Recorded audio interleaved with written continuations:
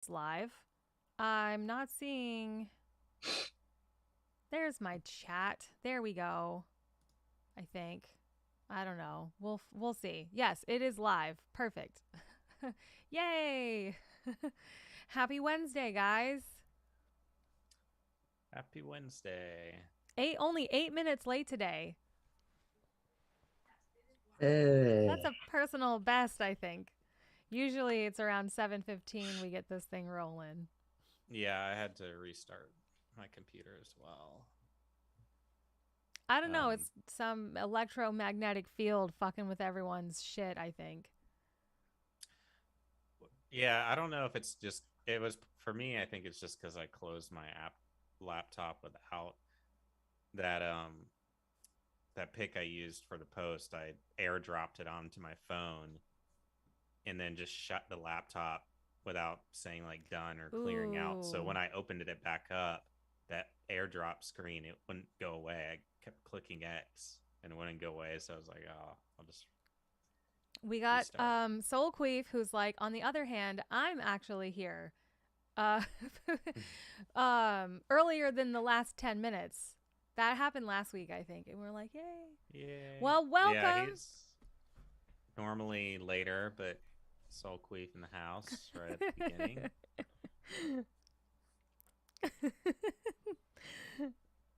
Tell us how your day is. Tell us what's going on. We want to hear from you guys. We got a couple people on. We got Doolin. Hello, hello. It's Wednesday. Is anybody else like really tired today? Yes, work kicked my ass, and it's going to this whole week. So, Is it really windy in Tennessee? um, Hot. yeah, it's hot today. It was Oh, Hot. windy over the really? weekend, but it's not. It's not bad today. It's like freezing up here. It's like 30 degrees at night still. I had to wear my heated jacket yesterday. And Damn. it's been windy for days and days, like howling wind for days. And then I was listening to the news and I heard that there's these awful wildfires going on in New Mexico. And that the wind is making them worse. And I'm like, it's windy there too. So I'm like, is the whole country just fucking windy right now? Maybe that's what's messing with everybody's Wi-Fi. I don't I know. don't It know. was windy over the weekend, but it's fine today.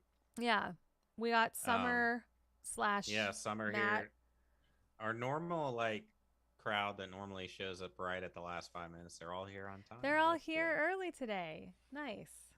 It could be too that we like posted about the stream half an hour before rather than And then as just we're going going live. live and just being like, hey, show up if you can. Right, right. um yeah, so we're gonna try. I feel like that's the play. I feel like posting every Wednesday and be like, hey, don't forget tonight we're going live, and like people can like, you know, Plan for it. plan Yeah. for it, schedule your night around us, and hang out with us on Wednesdays.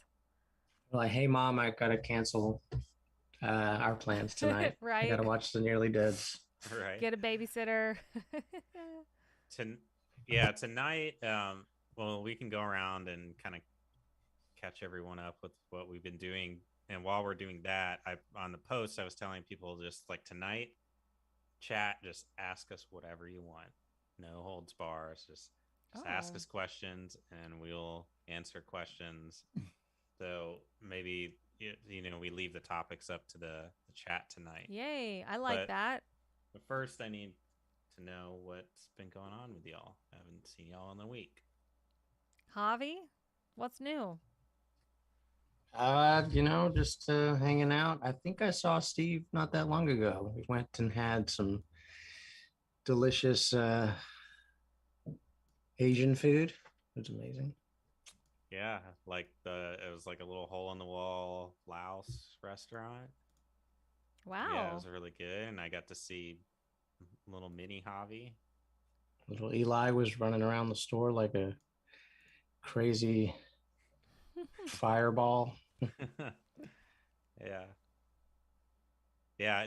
It was just a random day. I just happened to be on that side of town, and I was like, it was really nice weather out, and I was over. I was like, I'm gonna go to that. Edmondson Park or whatever and like walk the trails. And on the way out there, I was like, oh yeah, Hoppy lives out here. I was like, I should hit him up. We're in a band together. We are friends. So I should see if he wants to join up and hang out. The day before, oddly enough, we were around Steve's neck of the woods, And didn't and call. we pulled into his driveway to see if he was home, like surprise, and he wasn't there. Yeah, I was not. That was He was in Arrington Vineyards. yeah. Nice. Getting my wine slushy on. Yeah, that's a nice place. It's fun. So what else, Javi? You released a new track. Yeah. I did, yes. Tell us about it. It's called Laid Back. It's kind of a dancey song. I feel like I released it too soon, but at the same time, I'm like, fuck it. Hey, you were just laid back about the release. Yeah. Yeah, a little laid back jumping the gun there. But yeah, it's really cool. You can check it out on Spotify if you guys are out there and want to listen to some new music. Yeah, it's got a nice little groove to it. Nice. Yeah, congrats, man. Thank y'all. Oh, do you have a link to send? Can we post a link in the Twitch chat? Got a couple people in there. Yeah. What's the best way to send that? Just send it to TJ here in this on Zoom. There's a chat on Zoom. So just send it to TJ and then TJ can post it in Twitch. What? I don't know how to fucking do that. Just text it to me. Okay, yeah, just text it to TJ and she'll send it to chat. Like share the song with me from Spotify. Like Spotify, it's on Spotify, right? Yeah. Yeah, and let then me I'll do log that. into our Twitch and copy paste. I can probably do that. I'm just zooming from my phone, so if I here, let me do it. I'll use my phone. You're gonna do it? I'll go on Spotify, yeah. Sweet. Yeah, I don't want to. Well, while Steve does that, everyone everyone get hyped up to hear Javi's new track. You guys can check it out. Anything else new this week? Hey, we got Sarah in the mix. Hey, Sarah. Yeah, tell us about your week, TJ. I mean, not too much to report, but I did go to Salem yesterday. Hey. Nice. I saw the picture. So was it a blue filter or were the trees actually blue? The trees are actually painted blue it's like an art installation. And apparently it's, completely safe for animals and wildlife and whatnot. But it is like a deforestation kind of political message. And I guess they have these in a couple different cities all over the world right now, which I think is really, really awesome. Salem is a cool like art town. They have a really great art museum, the Peabody Essex Museum. I went there on my birthday and it was fucking incredible. But yeah, Salem is awesome. It's just been like semi-nice weather here in New England. So I'm in a bunch of Salem groups online and I saw a bunch of people like posting about going and I wanted to pick up like some candles and some crystals and some like get the healing vibes and stuff like that and put in a little package together for AJ because she was just in the hospital. So I don't know if you guys have seen that online. I don't want to talk about it too much on here because it's, like a public live thing, but. Personally, yeah, I had spoken with Corey on text and he told me about that. Yeah. That was nice of you to do that. Yeah. Well, don't tell her because it's a surprise set, but I'm going to mail her a little care package. But I needed to go. I love Salem so much. It's the shops are really cool. The people are really cool. It's a fun place to just go walk around, especially when it's a nice day. Yeah, for sure. So that's what's new. What about you? Well, yeah, I hung out with Javi and It's like a typically it's like my weeks have been very. It's like Monday to Friday is his like um productive days. Like it's like I'm working, I go home, I'm doing my projects or whatever, and then weekends are fun. Although tomorrow I am going to see the symphony play the Harry Potter and the Half Blood Prince. So like watch the movie and then Ooh. they play the so that'll be fun. But what I'm most excited about is I've been like um elevating my life uh as far as like you know how I'm very like work smart, not hard. It's just like I'm just trying to eliminate things that are distracting me from like being able to be productive with stuff that I want to do. Like, I so that like when I get home from work, I can just like work on music or art or just chill and do whatever and not worry about like other things that I would normally have to do. So, you know, Did you I've hire a already maid? no, Okay. but Or did you something it like that? well, I did hire a lawn service because I'm just like Good for I'm just you. tired of doing that, and they can landscape and make everything look better anyways. So eliminate that hassle. But also, you know how I got like the kitty cat robots, so I got the feeder and the litter scooper thing. Well, I'm adding more Speaking of robots. kitties, look who it is. Yay. It's Jonesy Jonesy, hi. and Meow. Chunky. God, I saw a video of her when I first saw her on my back porch, and she's like teeny tiny, like smaller than Oh, Newt. is And she now fat now? She chunky yeah, now? she chonky. I She don't know thick? why because I don't feed her any more than Newt, and I give them like healthy food and all that kind of stuff. But maybe that's what pregnancy does to you. She chonky. Yeah. But anyways, I got like the the self thing and just like whatever. Well, Oh, what? now Hold on a second. What happened to your audio? Did you bump something? Did you bump something? All right, pause. Did you come unplugged? it's It's so loud. Okay, okay. We got um quality audio now. Okay, that I was need to get a new power cable scary. for the Scarlet.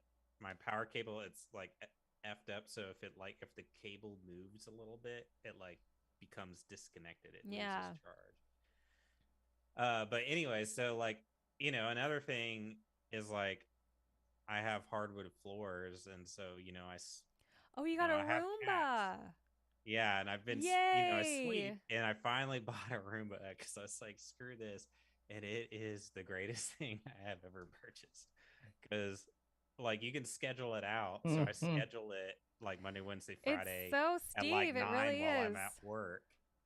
Yeah, and I used to sweep and be nice, but you could still see like the broom just doesn't get everything, and especially with cat hair, like because you sweep it and it brushes it into the air and then it floats back down. So, I would sweep multiple times a week and, but still feel like, my floors are dirty. But then I got the Roomba and it's like, I come home from work after the first day I had programmed it to run while I was gone.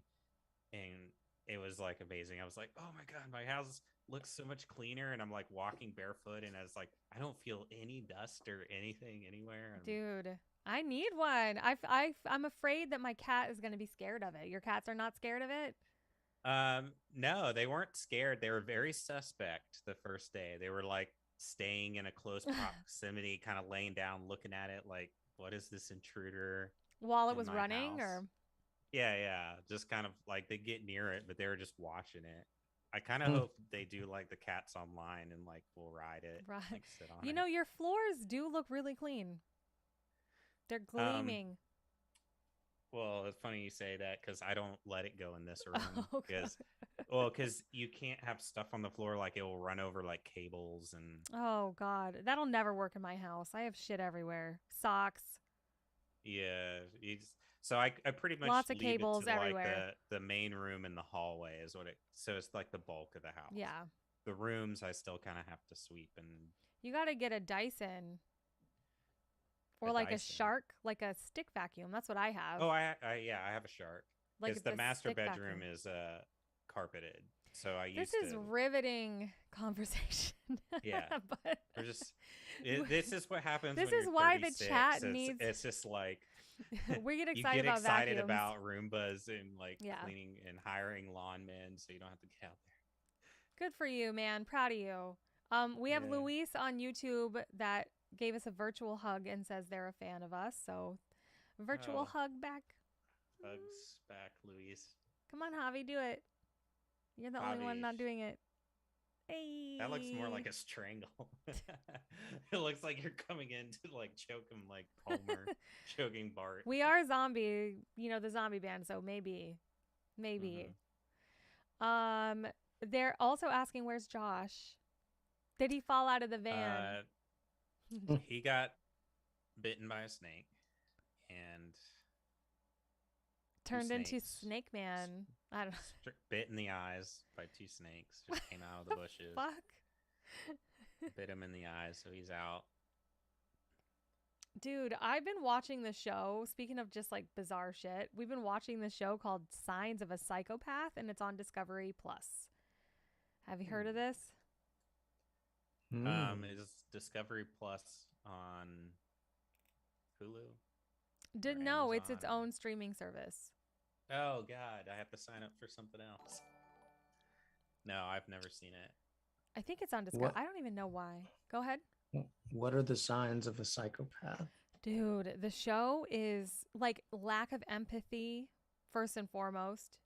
Like they just don't process emotions like normal people. They don't take social cues. They don't understand like stuff like that. So, but really what it is there's a bunch of like therapists and people like that study this kind of stuff, and they watch and they show the live confessions of like murderers, and then they say here's what he's doing here, because they try to lie, they get brought in for questioning and they try to lie and stuff.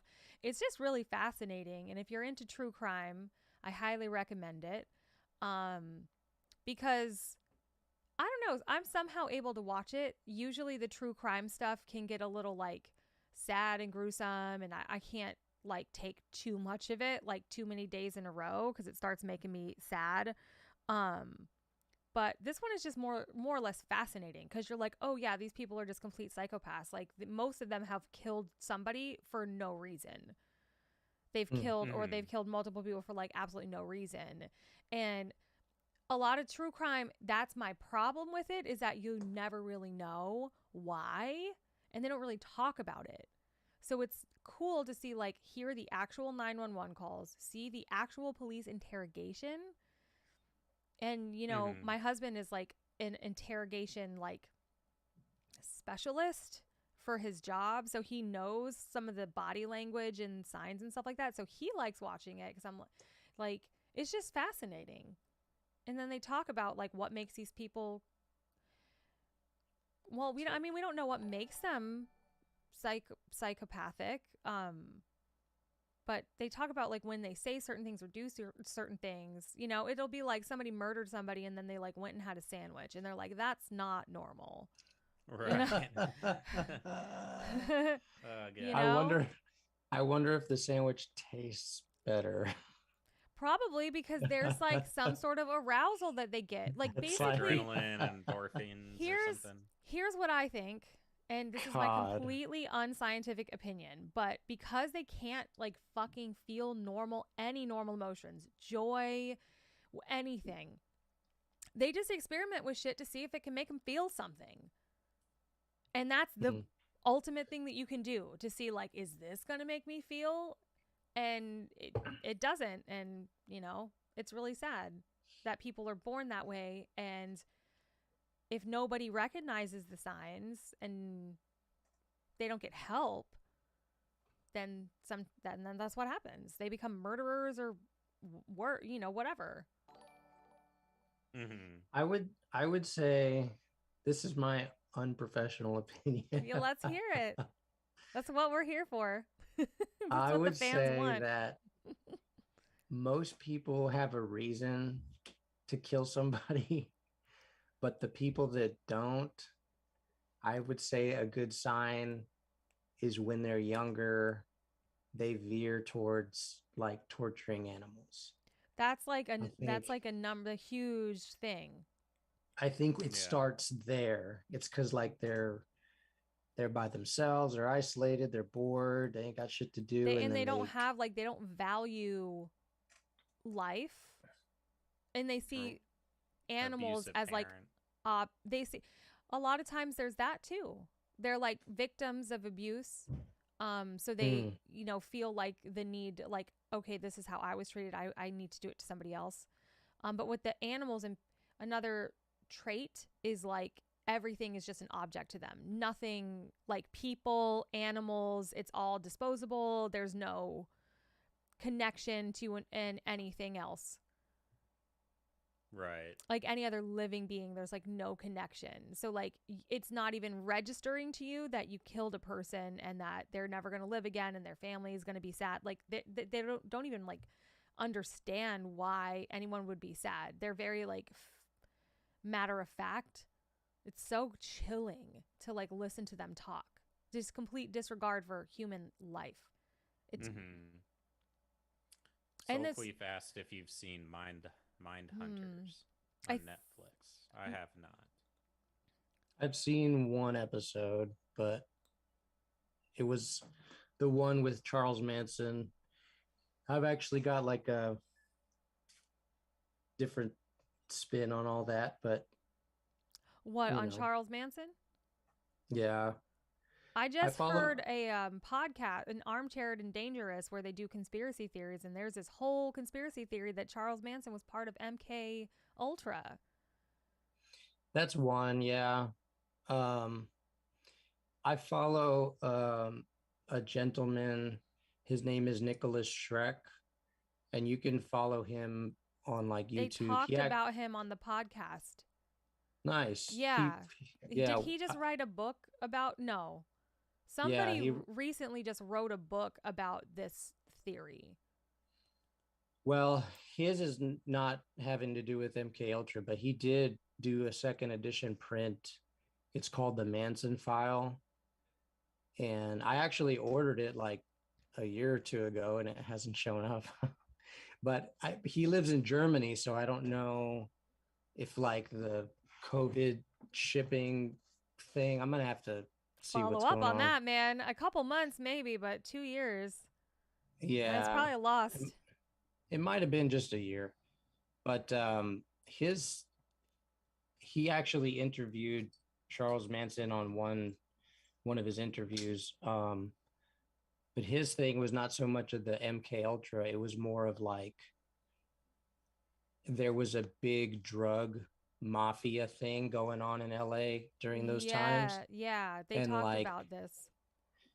and like lots of money and lots of drugs switched hands, and of course, Charles Manson just got out of prison, so he's already in that world, and he just got mixed up with, you know, he ended up pretty much taking the heat for like a big bust, and so the world and the country hated him. And Yeah, somebody like so I listened to that theory because they played him on the podcast and they were like, this is his theory about the drug stuff. But I did not know this. One of the victims at the Celio Lane, I think it's called, at the house, the Sharon Tate house, right? That was the big night. And Charles Manson did not murder anybody. He just got these people to do it. So they're kind of fascinated by what makes this guy so influential. Everybody loved him or whatever. He convinced people to murder for him. But one of the people, when the people were like fleeing, like some of these people, they got tackled and they were stabbed like 51 times. 51 times. And so that's Crazy. pretty gruesome. And so kind of like to think that was like a drug related, thing. It's like, why did you stab somebody that many times? if it was just like a drug deal gone bad, or you were just like Well, whatever. Like that was their so one little crack in that theory, was like they were very violent. so the guy that committed the murders, his name's Tex Watson. And during various interviews, it's pretty much been said that like the dude was like he was on speed. The guy was Mm-hmm. on hella drugs. Yeah. And so like Oh yeah, they all were. They were all like yeah, constantly on LSD and MDMA, all kinds of who the fuck knows what else, you know? like it's crazy. I'll have to like I Amanda just gave me some like natural supplements for like anxiety. She gave me to try it and I'm like super chill. But like That's good. Good for you. yeah, they're all natural. I'm just like I was like, okay, screw it, I'll try it. But like I used to follow all that stuff like intently. I did not But know like that. I did not know that you were so into like Manson, oh Charles yeah. Manson. Are you into all true crime, like Son of Sam and shit No. like that, or just Charles Manson murders? A little bit. I kind of like watch a little bit of that stuff like Gacy, Dahmer, but my biggest thing was with Charles Manson because like with all the other ones, they all seem to kind of fit in this category.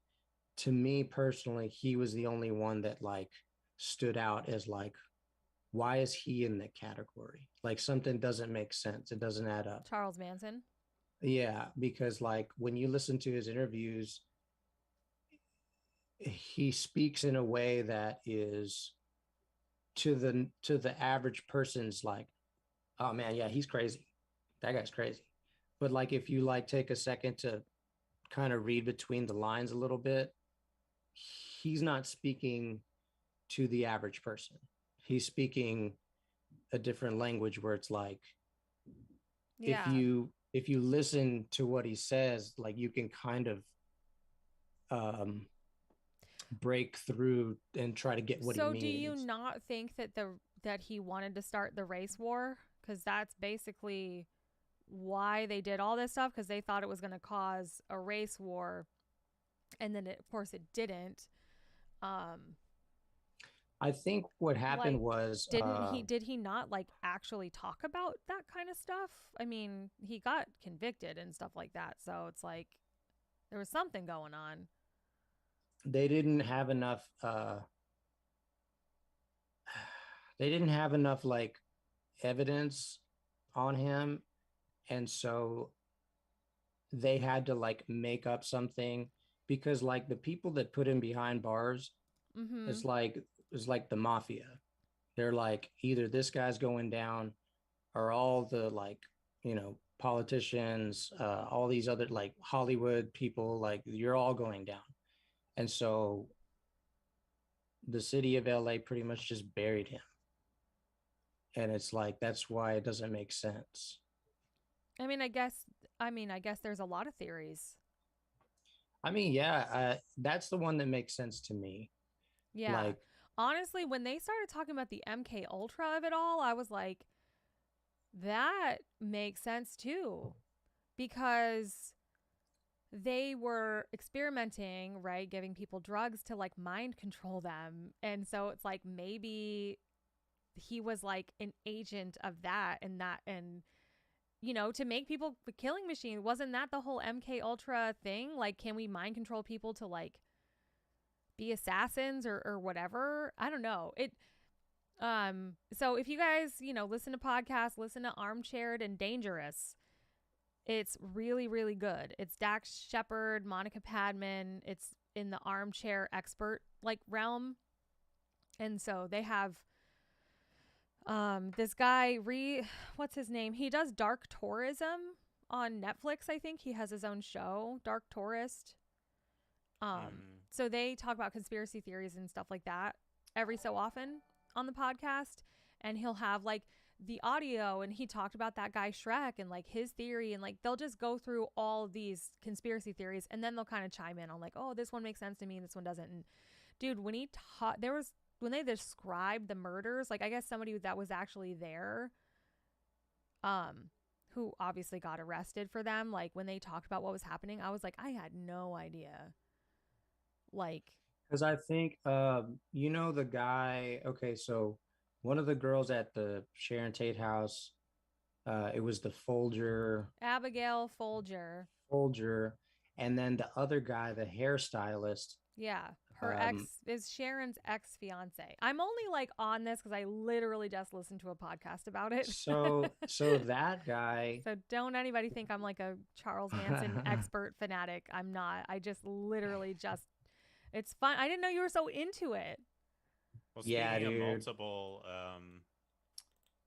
you know, people or things in that, we've got a new first-time chatter. Wizzy Kitty in the chat asks about Criminal Minds, brings up a Criminal Minds, says it's another one of those shows that Oh will yeah, give I've you watched that. Yeah.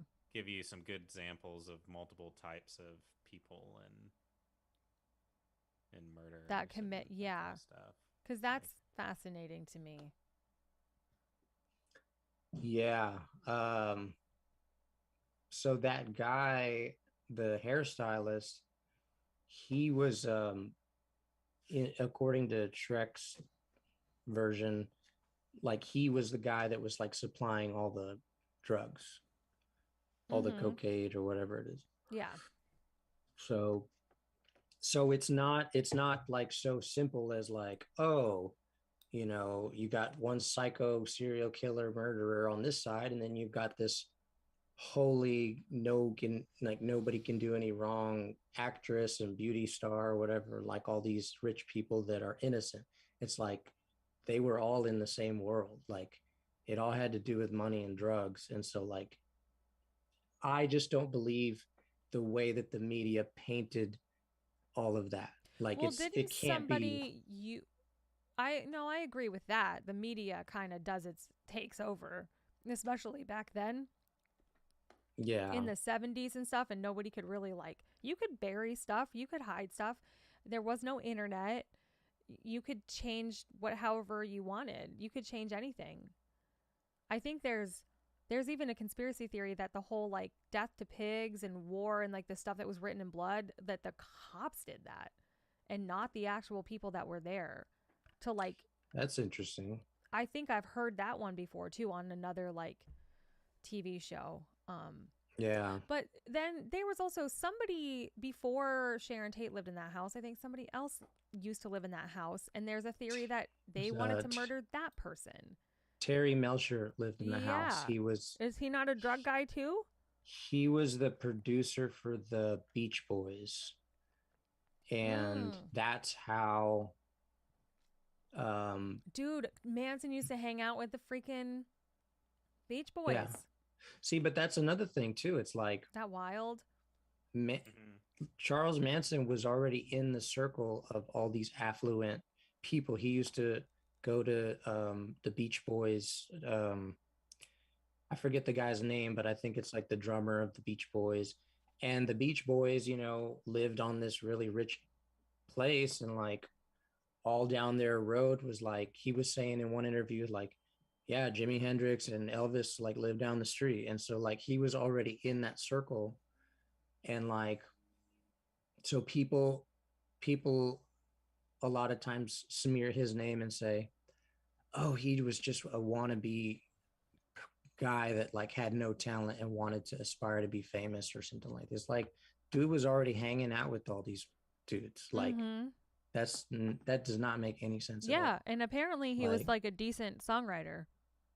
Yeah, the Beach Boys actually used one of his songs.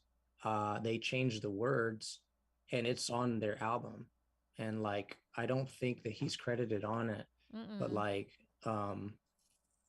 but that's another reason why there was a lot of tension and conflict, because they used one of his songs without his permission. And so he was like, well, where's my money? Like, don't I get compensated for this? Or, I remembered there being some sort of like, when going around the internet, like he had an album or something you could listen to this Charles Manson album. He's got songs that you Yeah. can listen to somewhere, right? Like recordings from jail or some shit. Let me see if I can. Yeah, Hold on. I Or can't old remember record- if it's on YouTube or. Yeah. I mean, also, Doolin's in the chat talking about Eileen Wuornos or Aileen Wuornos. The only thing I really know about her is, from the movie Monster. And I thought that was really well done. I mean, I think a lot of people, but that's all I really know is what I saw in that movie. And it almost makes you sympathize with her. Mm-hmm. So you guys are talking about like his prison demo tapes and things. Yeah. I actually listened to a lot of his music, and there's a few songs where like, holy shit, It's like they're good. really good. Yeah. And so I was just, I follow like. So That's do you kind of think like he's my like little. an innocent dude? Like, why would... I mean, because they did arrest everyone involved in the murders, and they're all still in prison, except for one guy. Because apparently he didn't kill anybody. And they're all, like, in their 70s and, But, like, why do you think... If he had nothing to do with it, I think he had some involvement in it, but I don't think that he was responsible for everything that they dumped on him. I think he was just like the scapegoat that they were like, oh, he spent 20 years in prison already. Let's just blame him. He's already used to prison. Like he was the easiest guy to put back in jail. But anyway, check this out. Oh, shit. It says at war, and his thing is atwa. It's air, trees, water, animals. And then later on during the years, he tacked an R at the end of it. But this is like, some real shit. Wow, dude. I had no That's idea. like a real shirt that he made or something? No. This is just like some people that are like, fans that are fans that keep track of him and all that stuff. And I just got a shirt from him or from those people. Damn, dude, you are really into this. I had no idea. You got the damn t-shirt. Yeah, man. So you think, okay, most people, when they think of like the most horrible people that ever have lived, they're going to tell you Hitler and Charles Manson. And so you disagree with that. You think something... I don't think it's that black and white. Even Hitler, like I don't think that Hey! That's a bomb to drop right I'm pretty there. sure we're going to get this taken down. I'm just pretty sure our account's going to get shut down for being sympathizers. But it's not sympathizing. It's like literally the most evil person. You can't have somebody that evil just rise to the top like that. I agree with that. You understand how many we can leave it at that. Like, yeah, I don't think that he was that charismatic or whatever. And like, no, I haven't read like a bunch of books on the Third Reich or anything like that. Like, I haven't researched this, but you're totally right. Like, how many other people actually did this stuff and made this happen? Because he ordered didn't act to. on his own. Yeah. But he was there. He condoned it all, and he didn't. And he convinced people that this was necessary, which is kind of what I guess the Charles Manson thing is supposedly about, was like, this needs to happen because we need to change this and this about the world, and like that's the accepted theory. We need to start this race war, and then we're gonna go save everybody and be the only. And what they said, whatever they said on the podcast, was apparently they thought there would be a race war because they would blame the crimes on black people, and then there'd be like riots and a race war, and that black people would win. And that they would kill all the white people in, like, literally in the world, you guys. This is literally what they're talking about. And that they were all going to go hide underground. And then when it was over, they were going to come and, like, rule. That just sounds so stupid to me. I don't. Like, That's what they were saying. That's what they were saying. That's why they all did it. yeah. They were doing No, a lot of drugs. Right. Flat earthers, you know. What can you I do? don't know, but like I said, I just listened to that one podcast. I don't know too much about it. But as far as what they were saying, like that, like he loved Scientology and L. Ron Hubbard and stuff like that. And like, yeah, I was a totally like smart, fascinating person, but like, I don't know, man. Drugs do some crazy things to you. They really do. you know what I feel happened is have you ever been around somebody with a very strong, blunt, direct personality, and you like to the point where it kind of like catches you off guard and kind of shakes you up a bit? Has anybody ever come across Yeah, that? for sure. Well, being in prison for 20 plus years where you're surrounded by people killing each other every day, like, someone getting their throat sliced in the shower, you know, just for fun, Oh, this is or definitely getting taken down now that we've no, I mean, now that we just said throats slit. but I mean, like, We're a true crime to podcast now. to live like that every day, you would develop a strong, mental fortitude. You got to be a strong person to Tolerance to violence. yes. And so when you take that person and put them out into the world where we have you know fruit smoothies and house slippers and fuzzy pillows, You like, don't. I it's literally like had it. I literally had a fruit smoothie like today for dude. lunch Yeah, because but I was just yeah, so hot. I didn't want coffee. what you're kind of talking about is like you literally cannot relate to humanity, and that is another psychopathic Well, it's trait. very similar to I had the conversation the other day with somebody about people in the military. How like some people They do get really well in brainwashed. the military. Yeah. They're good leaders. They follow orders, and then as soon as they get discharged, they have terrible skills living as a civilian with like social skills, and they cannot function in normal society because it's just there's something about being in that lifestyle where you're under constant watch. You have to follow orders to a T. You're going out and killing people, whether it's you know considered murder or not. You're doing this, and then you're expected to Yeah. go into civilian life where you don't have somebody hovering over you telling you what to do every day, and you don't have you're missing that structure in life, and then yeah, the way you interact is different, and some, obviously lots of people it's not an issue, but there can arise issues from that. So like, yeah, I can see what you're saying for sure. You're in this one very isolated sort of environment that is violent and is kind of rowdy, and then you're expected to function normally in real life, which Yeah. yeah, I mean, And at the I can time, see that. and at the time, LA was going through drugs and social injustices, and like all kinds of madness was happening at that time, and so it's like it's just crazy, man. Yeah. In fact, if you this is a shameless plug, if you go to Army of 100 Sheep Spotify, there's an EP titled The Summer of Love, and you can go listen to that. Nice. Shameless plug.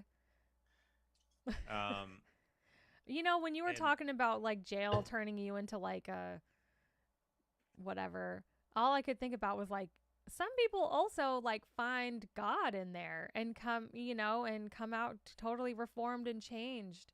That is a Marilyn. I mean, I'm sorry, not Marilyn Manson. That's a Charles Manson quote.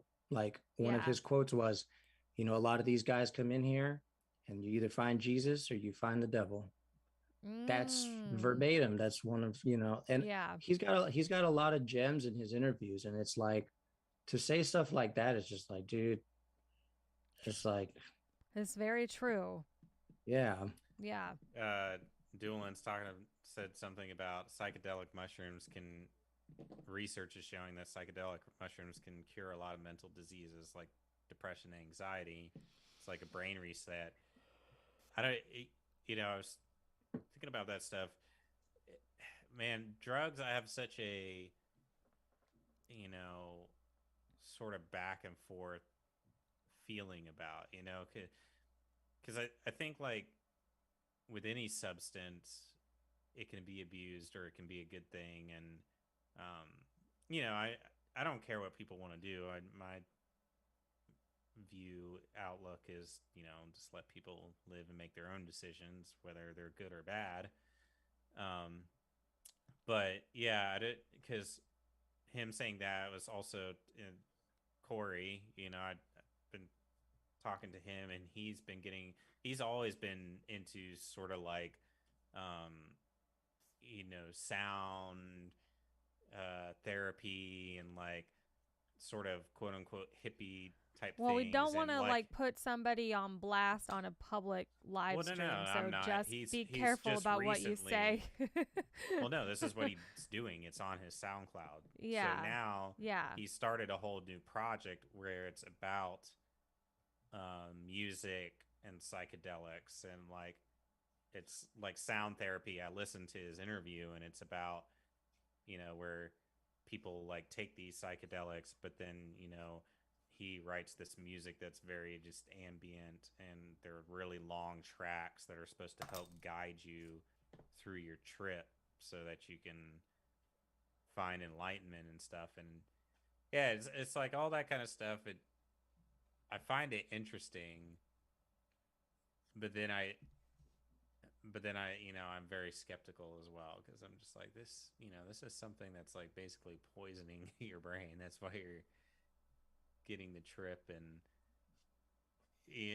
it's like, I when I get wasted, I feel good when I'm drunk, but I know it's like after the fact that it's like, no, I was really doing a bunch of dumbass stuff and made a fool of myself. But in the moment, you feel lost.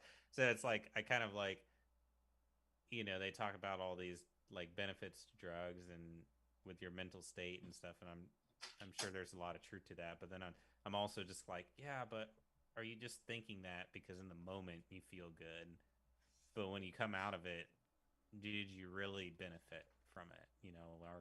Or are you physically healthier or mentally healthier after the fact? Because I don't know. I just personally choose to stay away from those substances because I Say don't no know. to drugs. I'm high on They life. they intimidate me, and plus I feel like I'm pretty chill and happy anyways. But I say that as I'm like drinking whiskey, so like whatever, that's a substance right there. Like, so who am Hey, I to judge? no judgment here. Do your thing, just stay safe, Yeah, and be safe. don't hurt anybody else in the process. Yeah. Good words of wisdom from old Steve here. No, seriously, it's good. I'm I so love that. afraid of I'm so afraid of having the talk with my little one about alcohol and all that stuff. I'm like, oh no. Hey, but at least you're thinking about it, because that's the important thing, is communication, and that's what a lot of parents don't do, is they avoid these subjects because they're hard, and then their kids go and experiment without any sort of guidance, and that's when they get into trouble. So it You're right. it's good that you are thinking about it now, and when he gets to that age, hopefully, or when he asks those questions, hopefully you do take the time to like listen and have a conversation, and you know help him to understand the decisions he makes. That's true. Thank you, Stevie. Yeah, for sure. I'm not a parent, so I'm speaking from no experience here, but it feels right to me. Well, sometimes all we need is just a pat on the back and someone to say it's going to be all You're right. doing a great job. High five. Bam. Oh yeah. So chat, what other questions do you got for us tonight? Start spitting them out. We can probably hang out for a little bit longer. I don't think we need to make it a super long night or anything, but I mean, Doolin's posting about magic mushrooms. There's a science article. Uh, this is if they're used in a clinical setting. I wouldn't say go do it on your own. I've heard this. I feel like, isn't this what like MK Ultra like was about? Like they've been testing psychotic or psychedelics on people for like decades, and they only just now like released it because of some freedom of information stuff. Like this was, dude, the MK Ultra stuff, that's something I want to learn more about because I'm fascinated by it. It's this one guy, I think they let him just have free reign over this stuff, and they experimented on people, and people died and stuff, and he just was like, well, what if we do this and this and this, and like nobody was checking and balancing that scenario, you know. okay. But it's pretty fascinating. And I think in the midst of trying to like mind, because they're trying to mind control people, that was the thing. Like, Well, what do yeah, you there. think? Do you think that would ever benefit? Like, you could mind control somebody like Vladimir Putin not to fucking invade, you know, and just be like, that's done with now because we just, or, you know, it's a slippery slope. I think they I were trying to mean, get people to like kill for them, like become assassins and stuff like that. I mean, there's. I used to get into some like heavy conspiracy stuff, but Mm-hmm. like I'm trying to tread lightly here. Like I mean, so. okay, I don't really know what I'm talking about though. So you can stop me at any time, you know. I just No. listen to a couple podcasts and I'm just like, "Oh yeah, Oh this yeah. sounds really, you know, like MK Ultra sounds really interesting, but it sounds like it was really fucked up. Like it was ultimately a bad thing So because people died." You think it's still going on? I this is just from what I've been downloading over the years, and half of it's probably horseshit, but like there might be some truth to it, but like there's like a crazy conspiracy going on, and like MK Ultra is just like the tip of it. It's like that's just where it started, and like it goes way way down deep into things that probably are not, you know, acceptable on this uh form of medium, you know. And it gets really dark and really messed up. And like just to throw a name out there that's publicly acceptable, um what's the dude's name? um what's the old guy that had his own island, that died mysteriously because he was with like underage Oh, Epstein. Epstein. So like it would be like an involvement that would go down that road. And so that's something that's publicly acceptable because now it's in the public eye. See, but then there it goes like way deeper than that and things. Yeah, I So agree with. Well, I mean, there was a lot of there's a lot of Epstein stuff, and I definitely don't want to dive into that because I don't know too much yeah, about it. But is there more? Fucking, there has to be. I just feel that like the MK Ultra stuff, it that's just the start of it, Yeah, and it goes down deeper, yeah. and it goes way down deeper, and Oh, that also that, has to do with Charles Manson because he was like blaming the CIA for like all of it. Like, you yeah. made me into this, and this is why this happened. I don't know if he actually said it ever, but I think he might have. I think he said it like figuratively, like society, you know, because um he wasn't raised traditionally. Like his mother was a prostitute, and so he grew up on the streets. He wasn't raised with a mother and a father together, in a whole home. And so he was in and out of reform school, and then he went to prison, and then he spent 20, 30 plus years in prison and blah, blah, blah. But like society, made him into what he is. And so he's just a reflection Yeah. of the society. And so He it's said like, that a lot in a lot of interviews. it's like, I'm just society what made me. your Yeah. what your reflection is like, which makes a lot of sense. But um yeah, it goes deep, but I believe that MK Ultra is still going on. It's just in a different form, and I think it's like it's More it's buttoned up, it's maybe. I think it's out in the open.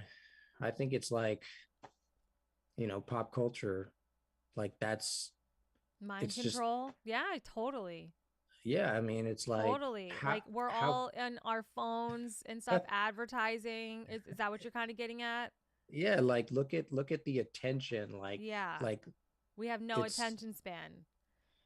I read an interview of But I or don't feel like it's because they want us to turn into a bunch of killers. I just feel like it's because they want us to like spend more money, which is like kind of weird because they make money and they print it. So it's like it's so weird. It's just keeping a couple people at the top very rich by all of this, you know? That's yeah. the conspiracy theory. If you look at these industries and you look at who's behind them and then the politics, man, like we can go down that rabbit hole. But I think it's all connected. yeah, totally. It's So trippy. Soul Queef said, "What's your opinion on motorcycles? Like, do you hate them? Do you really care, or is this too far removed from the current conversation?" That's funny. Yeah, somebody.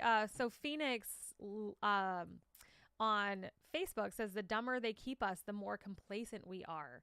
Easier to keep the people under control." Right. Yeah.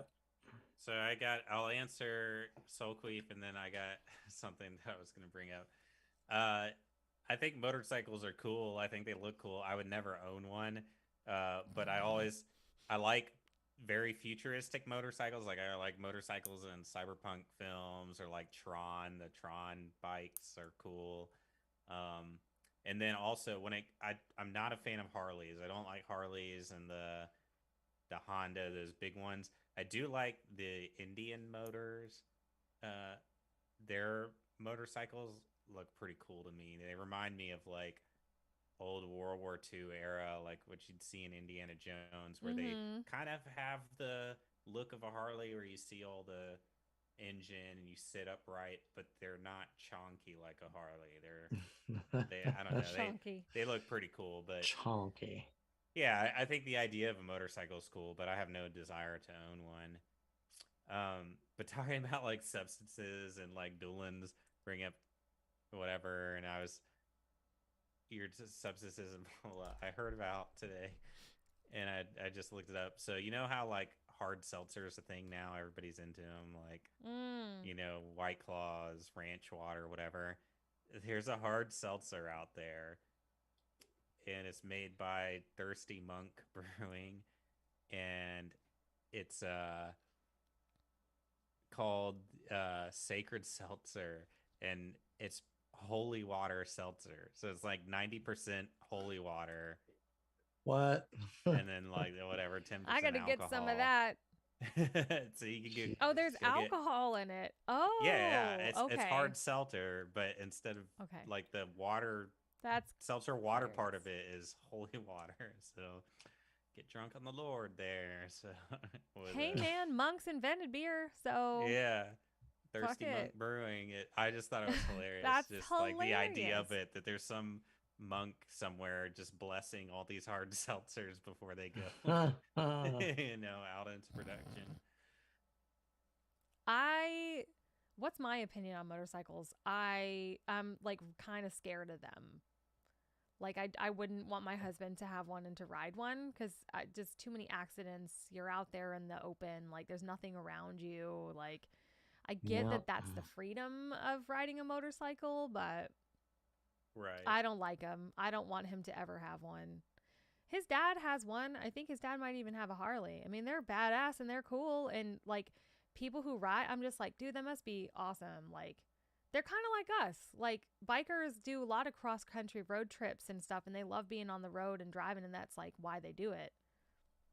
Right. But they're too scary for me. Yeah, they're just dangerous. I wanted to ride one. I thought I did, and then I'm glad somebody talked me out of it because I've heard just a bunch of. In fact, somebody in my family close to me got into an accident with involving a motorcycle, and they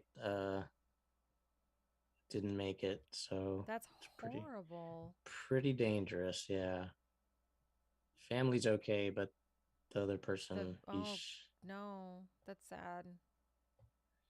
Yeah, that's yeah. sad. Like, there's pretty much, you get into a wreck, there's pretty much nothing to save you because there's nothing holding you down. You got to be very lucky. I actually when I was living in Arizona, I pulled out onto the street and like I looked to my left, looked to my right, and then I stepped on the gas. And when I looked to my left again, some guy was just flying on his motorcycle Mm-hmm. and he hit my driver's wheel and just went over and like he was crazy. I was like, Holy oh shit, my was he gosh. okay? He was okay, but he had pretty bad like road rash and like he was pissed. I was like, my bad, dude. Dude, I was only I'm just going to 19. go on a limb and say you just don't have very good luck I was like 19 at With the time. cars. with Yeah. cars. I don't think you need to be driving, man. Just Same as No, Tommy. I mean- Tommy totaled a bunch of his dude, cars. he hasn't he? Yeah, no. I don't want to talk I'm- about this. I don't want to put it out into the universe because then we're all going to get into a bunch of car accidents. Just be safe out there. Look both ways twice. Look twice, save a life. Motorcycles, man. It's on the bumper sticker. Do you guys agree that a lot of motorcycle riders kind of ride like assholes, though? Yeah, Here in sometimes. Nashville, they're like on the interstate. A lot of Like them they zip do. in and out of cars and they drive really recklessly sometimes. Not all bikers by any Especially means. if it's 5 o'clock traffic, the going in between cars because you're just like. That's speeding just on it. not. That's not safe. I feel like most bikers would frown upon that. I honestly have more problem with people that drive trucks because they drive them like motorcycles. Totally. Like Those not giant, you, Steve. giant trucks. Yeah. Yeah. They're just like drive them like a bunch of idiots. We love you too, Victor. Yeah, we love you too, Victor. Thank you. Victor just came here to say I love you. Now I'm back to work. Bye. Have a good stream. Thank you for that. We love that. We love seeing you guys. We love all of our zombies and all of our Patreon supporters. You guys rock. You make this all possible. You keep us doing what we love, making music. People are much more into the motorcycle conversation than they were about Charles Manson. That's weird. Everyone's like, oh, I have a motorcycle. Yeah, they wanted to lighten it up. They're like me over here. Yeah, on my you're phone, right. Just like I don't. All right, let's talk about any of this stuff. motorcycles. Nobody likes the deep shit. Nobody likes the deep shit. They're like, oh, God. Well, I think deep shit is fun. I just don't pay attention to the murdering. Yeah. Let's see. No, Let's people talk are saying they religion. see crazy bikers. Doolin was just in a crash. So Yeah. that's hopefully you're recovering well, man. You're in our thoughts for sure. Phoenix's landlord's son just got a brand new Ducati, and it's sexy. Ooh, Ducati. Every time I hear that name, all I can think of is was it Yes Man, where the guy His wants a friend's like, Ducati. Ducati. It's like the fastest motorcycle, right? I don't know if it's fastest. I know it's fast.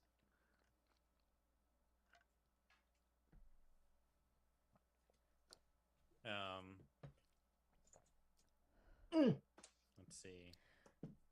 Yeah, I don't know. This all started because you were talking about that was like a show that you were watching. I just finished Oh yeah, Signs of a rebinging Psychopath. That was Mando and yeah. all that, getting ready for the Obi-Wan coming out. I went to go on HBO because I was like, I saw an ad for Westworld 4 season 4, and I was like, I realized I never watched season 3, so I was like, I want to watch that. And Has Raised by Wolves has another anybody season, but then watched my friend who gave me his login, I realized I was logged out of his HBO now, so now I don't have a free ride on HBO.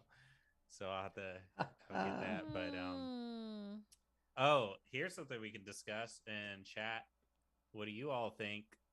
So over the weekend, I went to see Doctor Strange Multiverse of Madness, and before the movie, they showed a preview for the next Avatar. So there's a preview out for Avatar, The Way of Water, or whatever. And I wonder if anybody else has seen it, and if so, what do they think of this movie coming out like a decade, 12 years after? And like, does anybody even care anymore? It's been so long since the first one. I don't care. Yeah. Um do people care? I feel like a lot of people care. Didn't we talk about Avatar once on here? And I was like, oh, it's like Fern Gully. The story sucked, but everything else was visually amazing. And then a bunch of people Yeah. like jumped in there, was like, no, Avatar is like the best.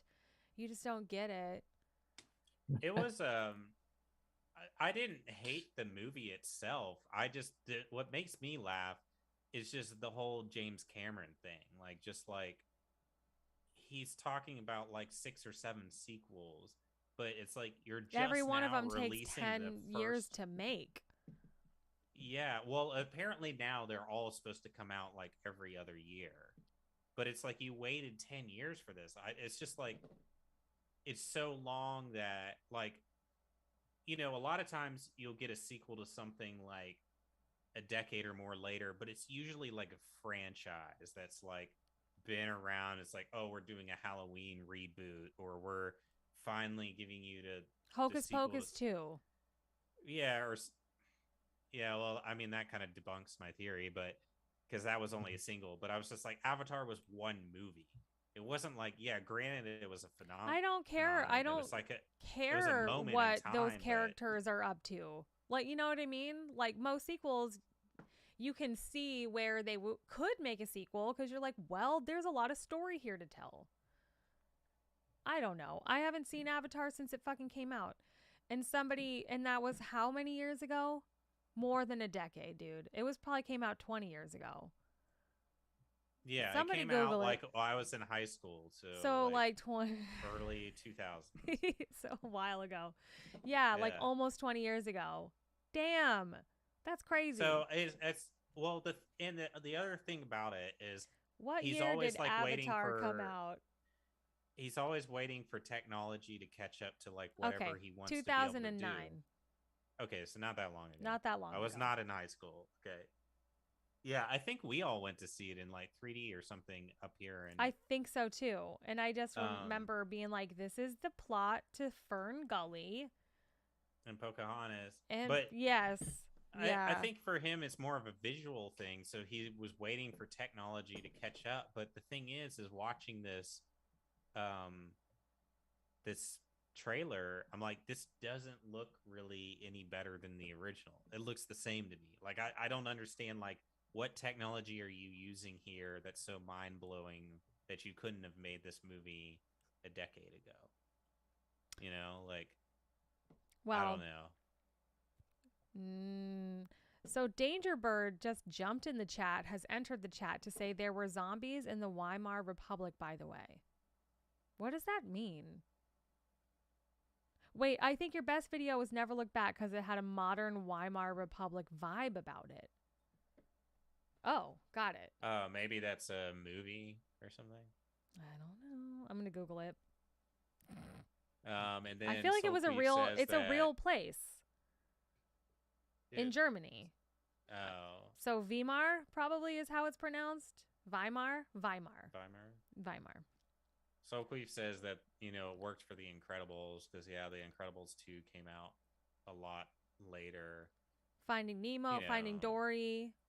I haven't seen any of these movies. I mean, it happens, and I'm sure Avatar 2, the sequel or whatever, is gonna make billions. It's gonna make just as much money. I'm just like, I don't know. It's just been so long, and I'm sure I'll watch it and I'll contribute to that. But it's just like I don't really care. I'm not at all hyped for it, just because it's like it's not in the zeitgeist anymore. It's not like when it came out and everybody was talking about it and whatever, and it's lingering. I don't think anybody was like, I want an Avatar 2, but since it's here, they're gonna watch it anyways. But the Doctor Strange 2 was really good. It was directed by Sam Raimi. I love Sam Raimi, and it was kind of dark and creepy, kind of had some horror-y vibes, and it was very Sam Raimi as far as like how it was filmed, and I love that. Like, he's such a great director, and so it made the movie fun. Nice. I watched Fantastic Beasts after we went to the Harry Potter stuff. There's some Fantastic Beasts references in the park, so I was like, oh, I need to watch these, and I think we watched both of them like back to back.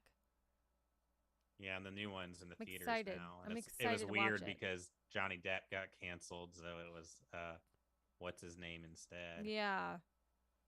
Did you see it? The Secrets of I Dumbledore? went to the theaters. Yeah. So they just recast his character because he's like the main.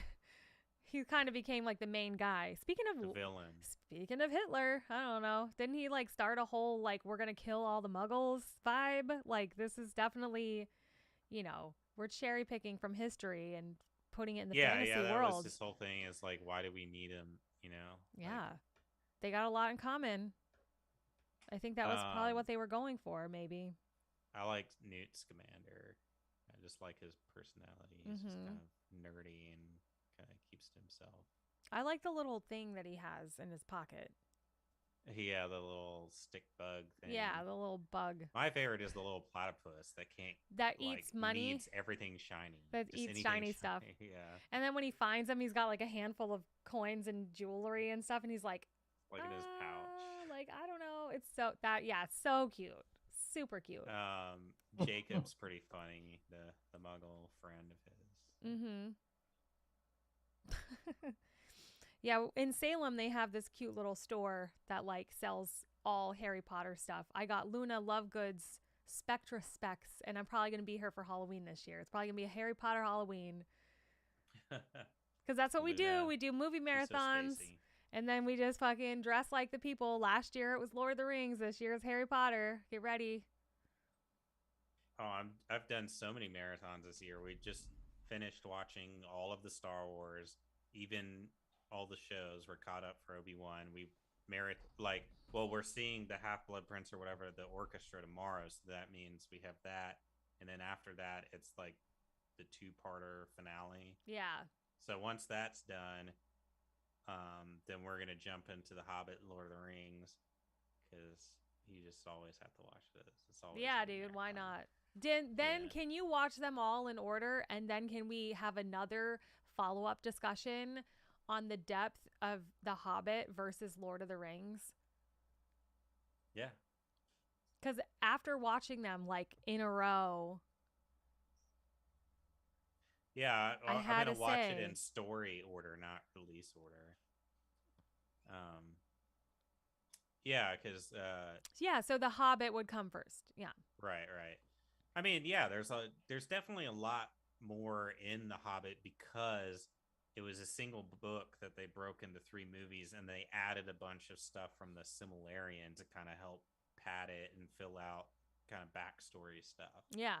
So you're getting a lot of lore from even outside that book. Whereas, so it was almost the opposite, where it's like they took one book, put it in 3 movies, and is taking all this other lore from uh, Tolkien, whether it's the Silmarillion, Tolkien interviews, different things, and they're adding to it. Whereas like Lord of the Rings, every book is a movie, and they're having to cut out of the book to narrow it down to a 3-hour movie. So they're taking away to, where it's like, Yeah.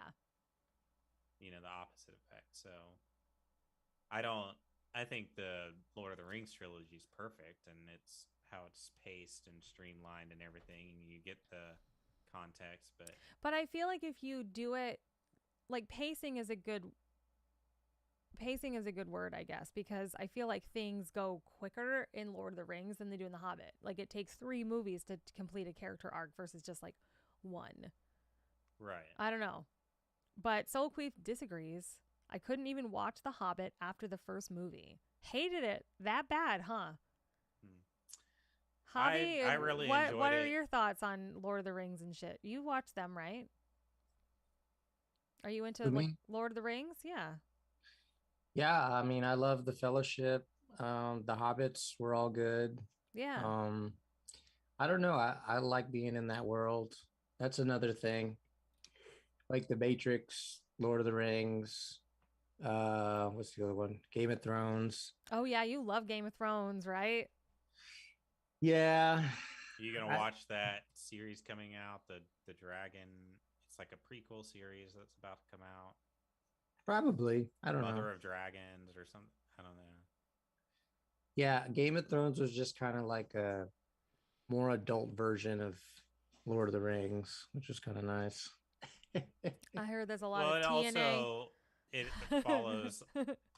It's a lot more about politics. Yeah. It's like fantasy politics than it is like Lord of the Rings is more about good versus evil. Like literally like feudal times and like we need the land. And then there's also fantasy. There's also, trees and dragons and monsters and giants in Lord of the Rings. Yeah. There's all of that, which I'm pretty sure it's all in Game of Thrones too. Right. I think what Javi said is exactly how I feel with The Hobbit, where he's saying he just wants to live in it. Like for me, The Hobbit, it's got a special place for me because that was one of the first books I read when I was younger, like fantasy novels, and really got me into fantasy, and I loved that book. And so for me, the Lord of the Rings movies were so good, and they were just how I imagined it. It's like I just wanted to be in that world more. So yeah, when they first announced The Hobbit was going to be 3 movies, I was like, wait, what? This is a shorter book than any of the Lord of the Rings. How could it possibly be 3 movies? Money, dude. But ultimately, I didn't care because it just gave me more time in that world. And so, like, with the Lord of the Rings show coming out, people have their complaints and whatever. And it's like, well, how are they going to even make a show, pre-Hobbit, Tolkien's dead. He didn't write anything else. They're pulling from his son. They're pulling from interviews. They're pulling from all this Tolkien lore. Ultimately, I'm the same way with this, where I'm just like, I don't care. I just want to be in Middle Earth as much as possible. Just give me as much Middle Earth. So I don't really care. And then that's how I am with Star Wars. And Star Wars fans hate me too because they get so married to characters and Star Wars fans hate you? Like who hates you? Like the super nerdy Star Wars fans, the ones that are like, I hate The Last Jedi. I hate this. They ruined this character. No, I liked that movie. Blah. I liked all.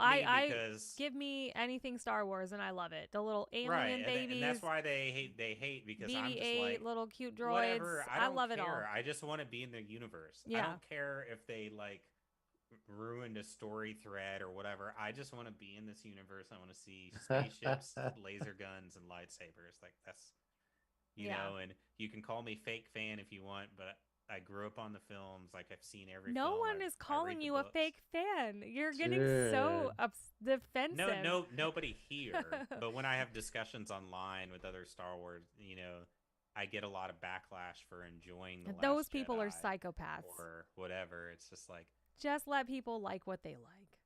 Yeah, I say Rian Johnson saved Star Wars with the Last Jedi because otherwise the sequels were going to be a boring rehash that we had already seen and played too safe.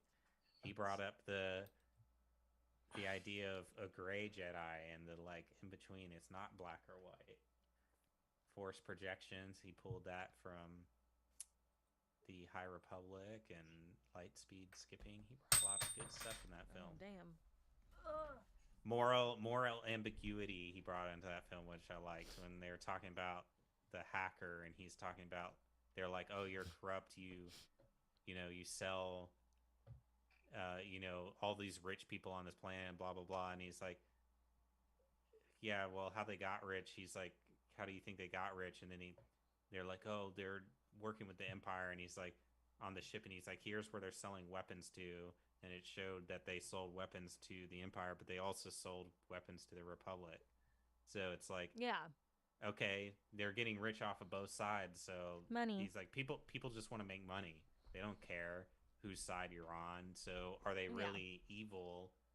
You know, would you say they were good if they were only selling to your side? You know, it's just kind of... Well, it's like, if you keep these two sides fighting with each other, no one's even paying attention to you, and you're just scooping up the money. It's a lot of parallels with modern day society. The gun or the guy who shot it. It's like, a lot of parallels with modern day debates about society and things like that, I think, which is why I enjoyed them. And thought they were, I don't know, deep and made me think.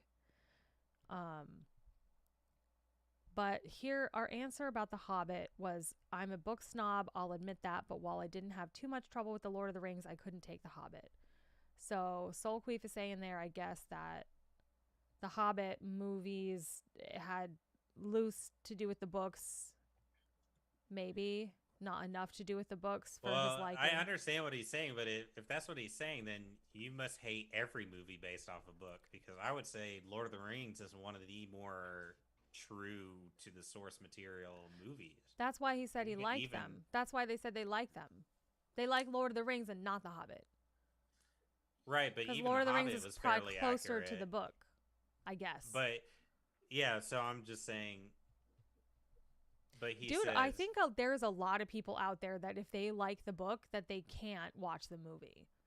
Right. That they don't like the movie, they can't watch it.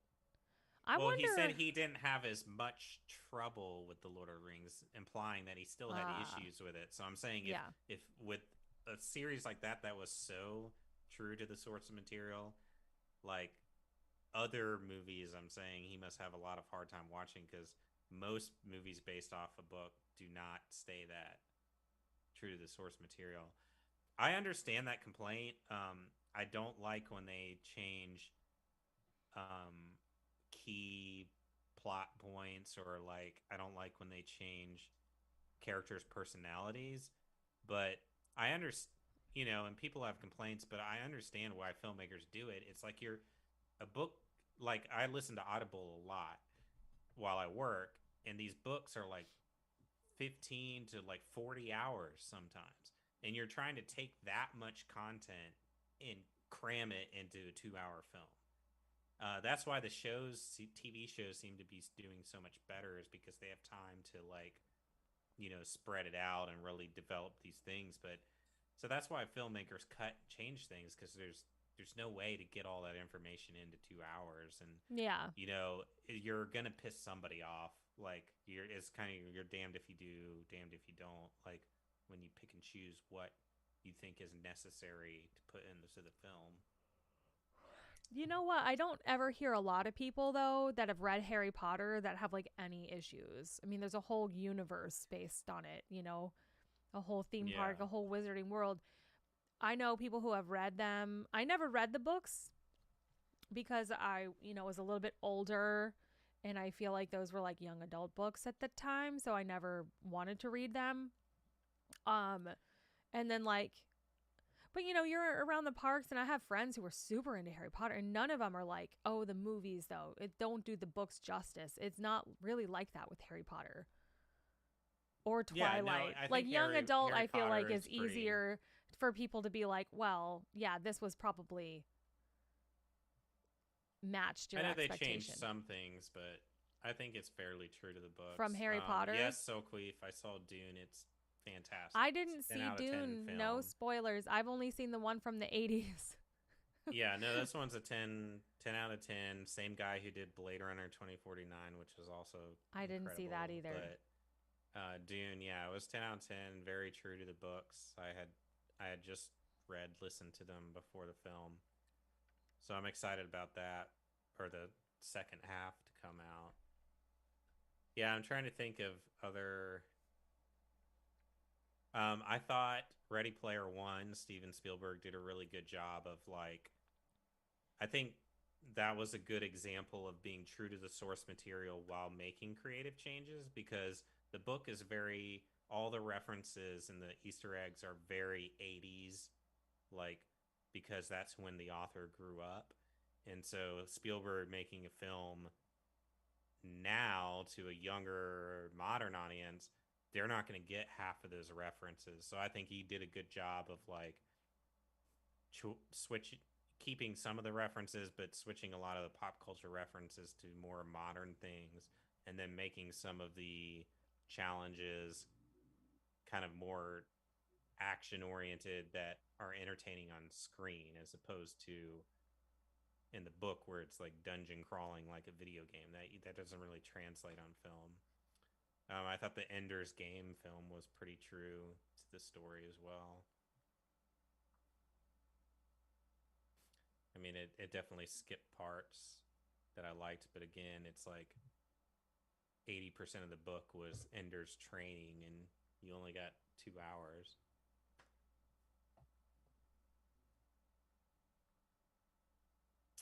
Yeah, Soulqueef got me on a rant there. A nerd rant.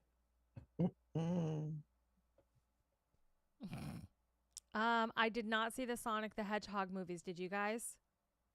I saw the first one. It was fun. I'm waiting for the second one to stream. Duke Dubhouse is in the house. Hello, thanks for joining. Here's another one of our like regulars that's joining at the last minute. The gang's all here, guys. Everybody say hi to Duke. Hey. All except Josh. The gang's here except Josh. Oh, yeah. So the limping zombie and Never Look Back, that was our friend Casey, and he was in a band called Darling Parade, and we were all buddies back then, and they were all in the video. Like, what is Casey even up to these days? Do y'all keep up with any of them? I don't know if they're even still doing music. A lot of them moved up north. I think Casey was doing like construction or something. So the limping gag was like his idea. He committed to it, and he stayed in that limp all day, and he had so much fun with it. And he went, because zombies, we had a couple healthy looking zombies in that video, but like, the discussion amongst the people was like, well, somebody's got to be like, some of us have to kind of like drag a foot or something. Like, we can't all be just like running and healthy looking. Like, well, yeah, I guess it all depends on like, okay, well, are we doing the 28 days later? Okay, we're infected, just crazies. Yeah, we had to have a discussion. Like, rose from the dead, slow walking, like. Ours are somewhere in the middle. Yeah, it's like they actually both, kind of ran everything. Yeah, I think that 28 days later, I was into more at that point, because this is like 10 years ago. So thinking of like what zombie movies were out and what lore was out. And Walking Dead too was a big one too. And the zombies in The Walking Dead are pretty fast and hungry in the beginning of the series. No, Walking Dead was always slow. They were rise from the grave zombies. Like, you get bit, you turn. Isn't it really sad that we're like the Nearly Deads, a huge zombie music video? The Walking Dead is probably a big part of our success, and we don't even watch the show anymore. Well, that's not our fault. The writing got and poor, nobody and listens to our music anymore either. Not after the new album. Or comes to see us live. We're gonna reinvigorate. It's the new era. It's a sequel 10 years later. This, Fast Zombies, The Crazies. That was a good movie. yeah, that's a good one. The fast moving zombies. I don't know. The best my favorite zombie movies ever though are the most cheesy, ridiculous ones. I love Peter Jackson's Dead Alive. Is one of his first movies before he did Lord of the Rings, and it's just over the top, just gory, super gory, but like cheesy 80s, like it's not real gore, ridiculous. It's so funny. Like guy picks up his lawnmower, is like mowing down the zombies. Like there's a baby zombie. They go inside the belly of this giant mother zombie thing. It's craziness. And then Return of the Living Dead is such 80s horror. It's like the group of teens are in the in at the graveyard, and and they're all like punks, and they got like black leather and studs, and somebody's got a mohawk, and it's all like pink hair, and they're all listening to their boom boxes. And then the church and the cemetery, like in the basement, this ooze, like radioactive ooze, gets this zombie, and so the zombies break out, and some girl ends up topless, and then there's like the racist white guy, and like there's the the punk thugs. I don't know, it's so 80s but hilarious because it's super gory too, like all the practical effects. We got some people in the comments saying they've been spinning our tracks recently at clothing boutiques, at salons. Thank you guys for, getting us out there into the world and exposing more people to the music. We appreciate it. And Soul Queef asked, if I call into the radio station to request a song, will they have your songs to play? I'm pretty sure yes, because nowadays anybody on the radio can just play anything they can find online, right? They don't have to like actually have it, or maybe they won't have it, but if you call in to request it, they'll be like, who is that? And at least look us up, and Yeah, I mean, they should be able to do that, but it also depends on what publishing rights organizations the radio they work station with. is Yeah, under, and yeah. they're allowed to. Yeah, there's like a list. I wouldn't see why you wouldn't be able to request us, but they don't have to play it. A lot of the music on the radio is their, signed, established acts and stuff like that. But, definitely call into like local radio, college stations, your local rock station. Maybe they do like an unsigned hour or featured acts, That's always something that can help get the word out about the band. You guys better get to work. Get more people to listen to us. Dig us out of our grave. I can't wait to release new music, man, because I feel like it's been so long since we've released anything, since we played together, since we've played a gig. Like, I'm just ready to like reintroduce ourselves into the world. It's our second act, guys. Woo woo. Oh, Phoenix just called out my roots. Thank you for that. Because she owns a salon, or they own a salon. My guests have to listen to whatever I want. I love that. Congrats on that. That's awesome. You're a business owner. That's like the coolest thing ever. And yeah, my roots are growing out. So what? Thanks. At least you have roots. My roots are falling out. Oh my God. No, and they're really noticeable when I wear my hair in the bun. I'm thinking about getting my hair cut. Y'all know I've been growing my hair out long. For my wedding, I had my hair long. I got extensions. I've been dying to have extensions again, but they're so expensive. And then what do you do with your roots? And then I'm like, oh, why don't I just fucking cut it again? Maybe I'll just have it like short again. Doolin is asking about the new album stuff. So the acoustic album is mostly done, but again, we got 2 tracks left, but we're that one we're doing ourselves and with a friend, and he's kind of slow, so it's going. It's gonna be done Yeah. soonish, I guess. But the Oh, I'm actual still not album, our done with next the like vocals for that last song.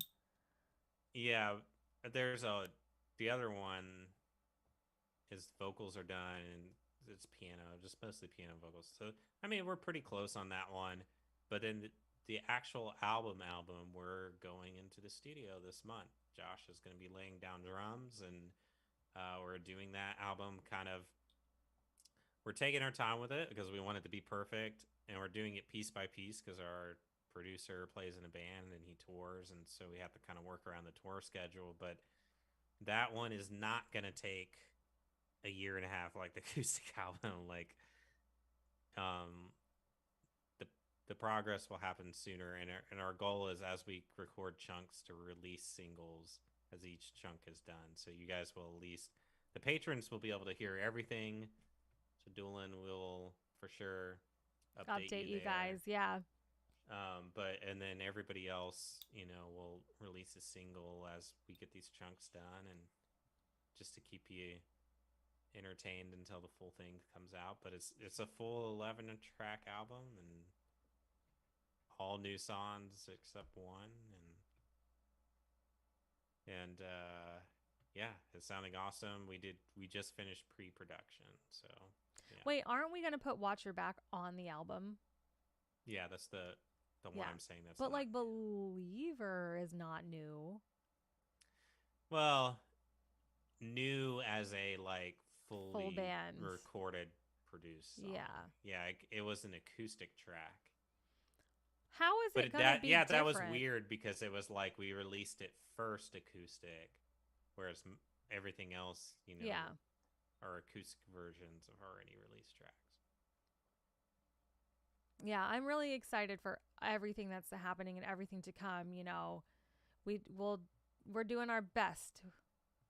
So, high five, Javi and Steve. We're getting there. We're doing the things, and we're, managing lives and families and school and all of that in the meantime, and just growing as people. And I hope this album, is something that also matured with us, and we really hope you guys are going to love it. And I'm super proud of everything that we've accomplished, and I think it's like I said, like a second another chapter is opening for the Nearly Deads. It's not going to be same of this. It's not going to be the same old stuff from us. Yeah, kind of is, but not really. No, I mean it sounds like Nearly Dead's for sure, but I think it's more mature. Yeah. I think in its writing, and it's a little bit more diverse than Yeah. well, diverse within the album. Like I think each of our things that we've put out, they're diverse in comparison of each other, but Revenge, there's kind of a similarity throughout, and Yeah. Invisible and our original. I think this is song to song more diverse than anything we've put out. Like we weren't thinking too much of like it's gonna be this type of album from start to finish. Like all these songs, do they go together? Because they will no matter what, because it's us. And so we kind of like threw that out the window and just picked, the best of the best, what songs had the most promise, and are making it eclectic because that's who we are as a band and as people. And our influences are eclectic. Yeah. Yeah. I would say that Why the best not? way for me to think about it is like with Smashing Pumpkins, Melancholy, and the Infinite Sadness, there's a lot of variety in like the songs on that album. There's one that's literally harp and percussion. There's the heavy like Zero and Bullet. Then there's like stuff with strings and Tonight, and it's just a very diverse album.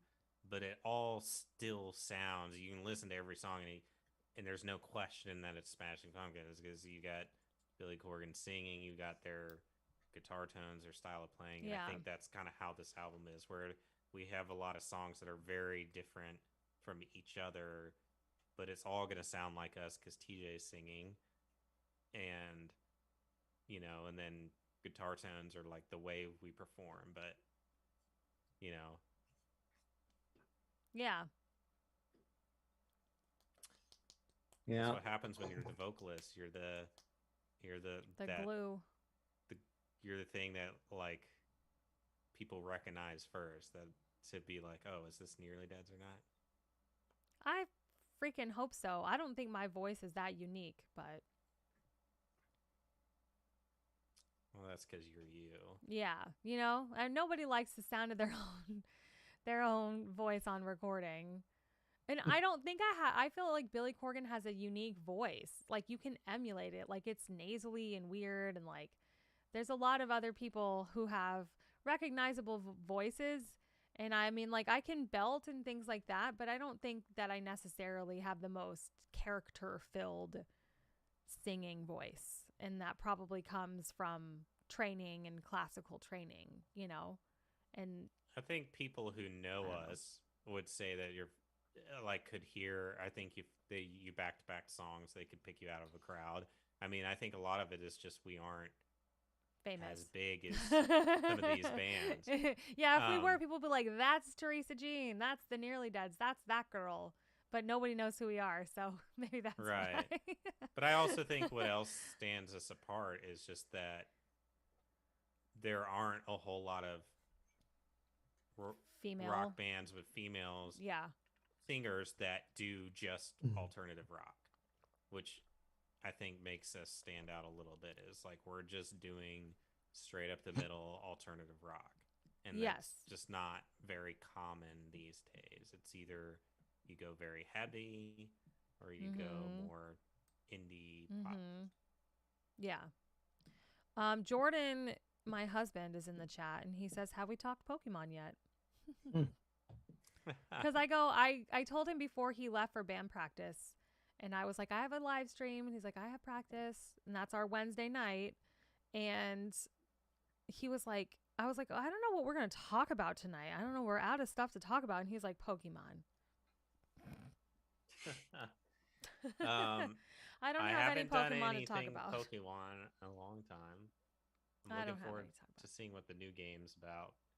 But as far as video games, I did get very excited because I think our fans know that I'm a big survival horror fan, and Resident Evil's been doing a pretty good job of like coming out with some new stuff. But my all-time favorite, Silent Hill, hasn't done shit in years. Konami's just been sitting on that IP, making pachinko machines over in Asia but not actually making it a new game. So it's been annoying. But recently I discovered this game that's on Switch now. I think it's on other platforms, but I'm playing it on Switch, called Tortured Souls. And it is very, very Silent Hill and Resident Evil influenced. In the music and the presentation. I mean, even saving the game, it's instead of a typewriter, it's like an audio recording tape machine. Like, it's very reminiscent of those games, but it's fun because I'm just like, oh, okay, this is kind of scratching that itch, since I'm not going to get any new Silent Hill games in a while. I also want to go back up to a comment from Izzy earlier that said they're still listening in Atlanta. Nice. Hot Atlanta. Oh, you had to say it. Remember when Corey was still in the band, and like we would go to Chicago and he'd be like, Chi-Town, like he couldn't stop saying. Chi-Town. So you can't say Atlanta without saying Hot Atlanta. Yeah, and he was like, he would say it, and he would be like, God damn it, why can't I not? Why can't I stop saying this? Yeah. But yes, we appreciate you, Izzy. Thank you so much for listening to us, and all of you guys. Spread the word about us everywhere you can. This is the grassroots guerrilla movement that we need. Is just you guys, Have you ever seen that meme? There's a meme going around, like, when you're really into a band and you show the music to somebody else and they're not into it, and like that awkward moment where you're just like, anyway, That's yeah, me I a really like lot. them. Anyway, yeah, I really like them. So yeah. That's That's because me a you show lot. people bands like fucking Sigur Rós and shit, or Sigur Rós. You're like, oh yeah, you got to listen to this, and people are like, okay. I feel like that sometimes with movies, and I'm like, I'll be like, you got to watch this movie with me, and I make somebody watch a movie with me, like Memento or True Romance, and I'm like, isn't this cool? And the person is just like on their phone, like, yeah. Yeah. I'm Yeah. like that with everything I like because I like weird, or not necessarily weird, but not uh pop culture. You know, I don't Oh, know. so Izzy is from Cummings, Georgia. Is this the night that we had Sloppy Joe's? And It Lives at Breeze was there, and it was like in a trailer. We've played in Maybe. Cummings, Georgia a few times because it's Maybe. like a suburb. Let us know. Do you guys remember that show, though? Remember the Sloppy Joe's? No. Like, it was kind of like a church. And then we went into like the cafeteria and they had all this food for us. It was awesome. Oh, I remember that. Yeah, like bags of chips. And didn't Holly I come see remember. us? Didn't Holly drive down and come see us that day too? Maybe. To Yeah. go see Kevin. I remember Jordan working out in the next to the fans in the short shorts. Hey. We started working out again. That's another highlight to my week. I am sore. I can't even sit down. That's the worst. I'm doing those stupid insanity videos with him because, summer bod. Man, well, I think that's great that you guys are doing that. Yeah. I've been so slacking on my workouts, but it's just like I get home and I'm so beat and tired. Like today, I had to put up like a fridge cabinets that like 10 feet tall, 4 feet wide, 3 feet deep, and it's just like so heavy, and it's like I have to lift it up, and it's already like 6 feet above my head, and there's only like the one panel that I can kind of set on the floor and balance, and I'm just like thrown up there, and I'm just like sweating so hard, and I slam it against the wall just to be like hold it there for a second, just to give myself a breather. And I'm like, I felt like I almost threw my back out, like getting that massive thing up, and I'm just like, and then stairs, like it takes me like an hour and a half just to open all the boxes, to take them all out of the boxes, and then walk up and down stairs to throw out cardboard boxes, and like lugging my tools. Quite a workout, as is. Yeah, by the time I get home, I'm just like, man, I just walked up and down 2 flights of stairs like 22 times today. Fuck it, I'm not working out. And then I feel lazy for not doing my exercises. Yeah. And instead, I just ordered a pizza. So hey, that's my workout, is I'm going to eat a pizza. Well, it's about the end of our time, guys. Thank you all for joining us. We love chatting with you guys and hearing the little snippets of stories, and it always brings back good memories of places we've been and where we've met you. And we love talking about the new record, and we love talking about movies and video games and murderers. We fucking ran the gambit tonight. Yeah. Maybe we'll get Josh back next week if he recovers from this, the venom. Oh, the snake venom that bit him in the eyes, right? Okay, I was like, the Venom movie that came out weeks ago. I stole that from another podcast because I was too slow. I couldn't think of that's what they always say when somebody's not on the show, that they got bitten in the eyes by snakes. And I was like trying to think of so stupid. Yeah, I know. I was like trying to think of a reason why Josh wouldn't be here, and I didn't have anything creative. My creativity was tapped out. Yeah. You could have just say we officially kicked him out for good. That was Right. what I was going to say. Like, sorry guys, bad news. No. He's just it's I just should have finals said week. he's got IBS. He's just shitting. He's literally shitting. All right. Well, Javi, final thoughts for tonight. Yes. Take care of your back. You're going to need them later. All right, Steve. In response to Doolin, yeah, like take care of those nuts. I literally want that as a freaking sound effect. You're gonna have to watch the recording and zoom into that moment. We're at 1 hour 50 minutes in, and Steve just goes, nah.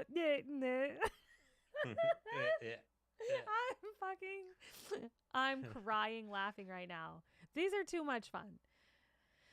Too much fun, guys. Well, thank you all for joining us. We'll see you guys next week, 7 o'clock. Yep. Wednesday, 7-ish. You know, you never know what's going to happen.